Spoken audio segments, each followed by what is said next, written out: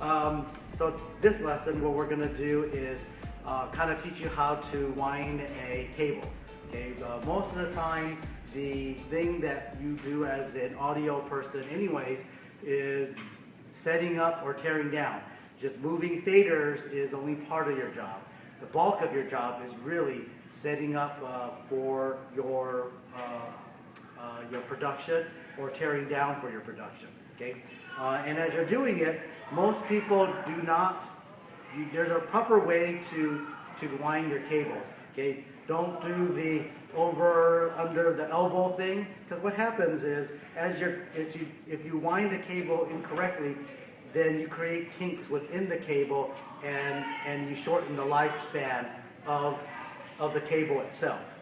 Okay, you spend a lot of money on these cables just to shorten its life. Okay, so if you do it right, then you don't have the kinks on the cable, and then you extend the life of each of your cables. Okay, so the technique I use is called over and under. You could YouTube that, and you get a lot of different people doing it, but it's basically all the same way. Okay, basically you take your cable, okay, and you go over. The first loop over is pretty simple. It's just kind of roll it over. Just throw it over, okay. If you want, you can roll the cable a little bit away from you. So over the top of the cable. You roll the cable over the top, okay? And as you're going over, okay? So that's it. And you kind of keep your loop, don't make it really tight like this, okay? And don't make it super duper loose like this, okay? You kind of keep it about 10 to 12 inches, okay? Go over, and then you go under. Okay, the under is a little bit trickier. Okay, you take the cable and you roll it back towards yourself. Okay, kind of do a flip and then go under. Okay, it shouldn't have kinks like this. If I see a kink like that, maybe I overrode it or whatever, then I'll just loosen it back, that one twist, and do it again. So under, okay, roll it back towards you. Over, you roll the cable away from you.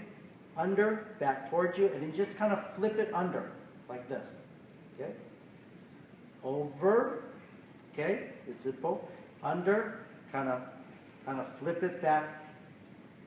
This cable was all knotted at first when I got it, okay? Under, okay, over, under, over,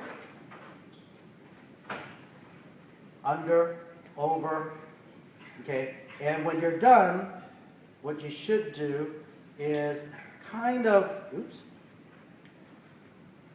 set, if you're done, you do a better job than this. Okay, should be all like bundled. And when you tie it, try to do it so that the two ends sort of dangle evenly. Okay, and then you tie it up like this. I personally like using just Velcro ties, because then you get a really tight kind of bundle like this. This church here, they like using these really fancy plastic ties, and they're really neat. They're a little bit more expensive.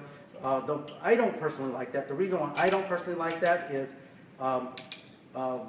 sometimes you can only get these so tight.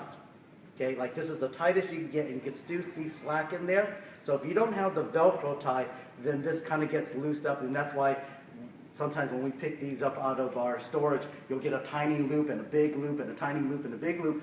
And then when they go to unravel it, it doesn't unravel nicely.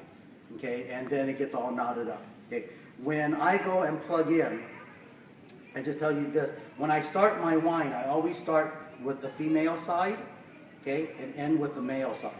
Okay, but, this side, okay. But when I start to set up, I always plug in the male first. So here's my pocket. Plug in the male and then string it out. It should just nicely come loose like this.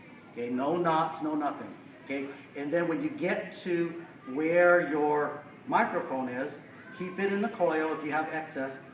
Flip it down on the ground like that, and then bring up the top side.